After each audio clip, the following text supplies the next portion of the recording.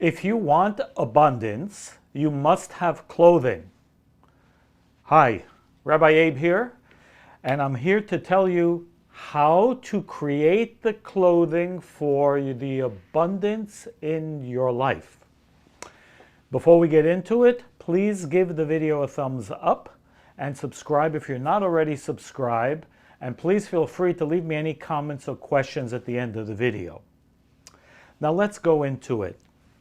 You know, it's a curious thing because a lot of the Bible doesn't seem to make any sense. But we know, according to the Kabbalah, the more mystical teachings or the secret teachings behind the literal meaning, there is a wealth of information to help us with all sorts of things.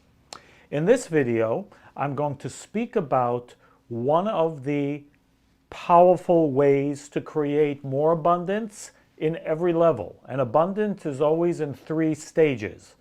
It's our sustenance, meaning financial security, it's our health, and it's our relationships, family, friends, and every other type of relationship. And so in Exodus chapter 35, it seems to be speaking about something which has absolutely nothing to do with us in our generation, which is a problem because we understand that this cosmic code called the Bible was written for all generations, not for just the generation of Moses 35 centuries ago. It's a timeless document, but it must be understood. So it speaks about the clothing of the high priest. Now, what was the high priest about? Well, without going into the deeper details, the high priest was the individual that was chosen, we could say, or designed, might even be a better word, to draw down blessings for all the people. All the people. And he was only able to do this in temple times or in biblical times when there stood a tabernacle, which again, I can't get into the details of that. But what enabled him to do that was he had a certain type of structure, his spiritual structure. His spiritual structure was more like a pipe rather than a cup. In other words, just as a cup receives, a pipe can receive or channel endlessly. When there's no bottom, it can continuously receive. And that was the high priest's job, was to channel energy to all others. And he was responsible for helping all the nations draw down all their abundance. That was his job. Health, happiness, sustenance of all sorts, everything. Well, that's great for biblical times, but we don't have a high priest. And, you know, we sometimes find this thing difficult, a difficult task in one of those areas. Some people have difficulty, or we could call it a karmic correction with money. Some have with relationships or finding the right relationships, and still others have health issues that they struggle with. Well, we know that the root of everything is really the endless force of energy of the Creator. And when there's a blockage in a certain area, then we know that there's something missing, right? There's no such thing as being financially challenged. There is, however, a lack of sustenance, okay? So we call it, financial stress. That's a name, but it's a name for energy that's missing, if we understand it. There's no such thing as illness, but there is a lack of health. We have a name for it. We call it illness. My point here is that there's no such thing as a negative. There is a positive that may be missing, and that is certainly missing for, any one of us at any given time. When we are missing a certain energy that the origin is cosmic. The origin is the Creator's force or light, but it's not coming in for us at the moment. It's not, we're unable to channel that energy in our life. Okay, so what do we have to learn from the clothing of the high priest? Well, there's two major ideas that this encompasses, and if you listen till the end of this video, you will have a secret as to how to draw down more abundance in all the forms into your life. What is clothing? What is the meaning, spiritual meaning, of clothing here? The secret meaning. So, the raw energy, any form of raw energy, is just that. It's raw. We generally can never use energy in its raw form. It needs to be housed in something. In other words, you can't use the raw energy of electricity to refrigerate your food. You need the holder of this electricity to be manifest in a certain way, and then it'll keep your food fresh. Oh, what is that? We call that a refrigerator. Okay? So the refrigerator is run by this raw force of electricity. It houses it, and it makes use of it in a positive way so that we can derive benefit. And it's the same way with every form of energy. We certainly can't put our finger in the socket. We will not benefit from this energy. But we benefit from all different types of housings, let's call it, or vessels, for that energy in different ways. Whether it's our toaster, whether it's our blender, I don't know why I'm in the kitchen, but it goes for every form of energy in our life, and that includes spiritual energy. Even our thoughts may represent a raw energy, but our thoughts are kind of useless unless they become manifest into something.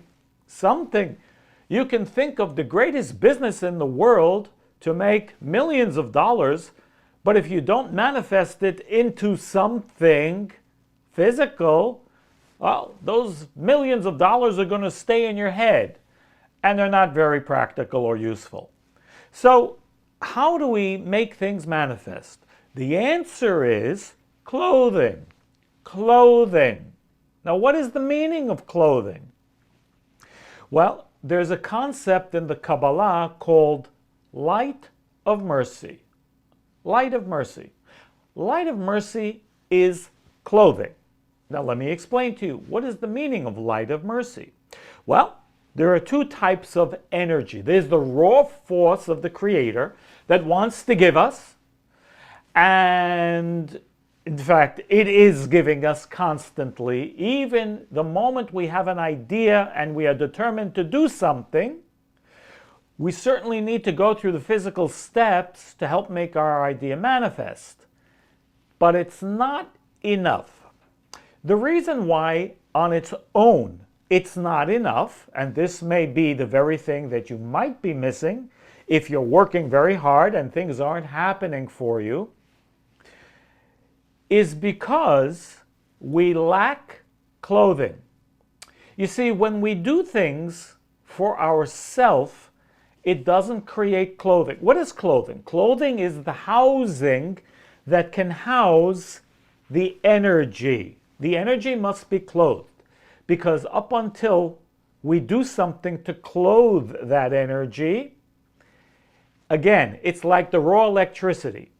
As long as we're doing things, even physical things, with only ourself in mind, our agenda in mind, which is, there's nothing wrong with it, but it will not be sufficient to manifest, to make it real. So what do?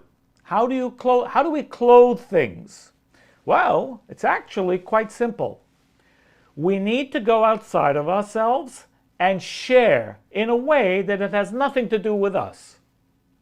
we need to do something or find something to do to share with others, with humanity, service or charity. Those are the two basic things, to do service or to do some form of charity, which has nothing to do with you, which benefits, truly benefits others.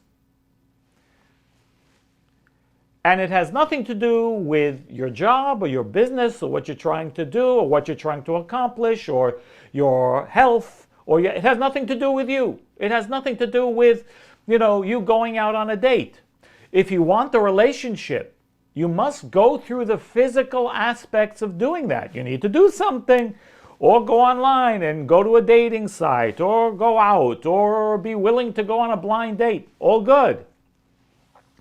But if you want to capture all the energy of the potential of meeting the right person, as an example, go volunteer in a food bank. Volunteer in a food bank? What does a food bank have to do with finding the right person to build a life with? Everything. Why? Because the service that you will do, the sharing that you do in the food bank, which has nothing to do with you, creates clothing. And that's what the Bible, in a coded way, is actually explaining. When you create clothing for energy, again, you're creating clothing for the energy that needs to come to you. So that the way you're creating the clothing, better that it doesn't have anything to do with what you need in your life. You're just creating clothing. That clothing will dress the energy that you require in your life, that you need to become manifest. That's the secret. It is to create, and this is called the light of mercy. Light of mercy is always required to clothe the raw form of energy, which has all the potential of anything we may possibly need, any form of abundance in our life, is called light of wisdom. That's the light that comes straight. It's the raw energy of the Creator. But we can't benefit from that in a straight way. It must be clothed. How do we clothe it? By sharing, by doing service, by giving in some form. Charity also works. Again, to help others in a way that it has nothing to do with you. It's just a form of service that we do in order to create the clothing that we need. And then, what do the Kabbalists say? Then we can become like that high priest. What did he do? He was able to channel energy. And that's the best place that we can be. When we become a channel for energy, we're the first one who benefits from that energy. It is able to flow through us without limitations. Channel is the best place to be. When you're a limited vessel, a limited container for energy, you have whatever the limitations are. Well, who wants limitations? We don't want limitations. The more we share with others, the more clothing we create, the more housing, the more of a vessel we have to bring down, the more we are able to channel the infinite energy of abundance and light that comes from the Creator, in whichever way or form that we need it. Very important lesson. Let me know what you think in the comment section. Leave the video a thumbs up. Subscribe if you're not already subscribed. Remember, I still have free 30-minute consultations available. Go to rabbieabe.com and I'll see you over there. Be blessed.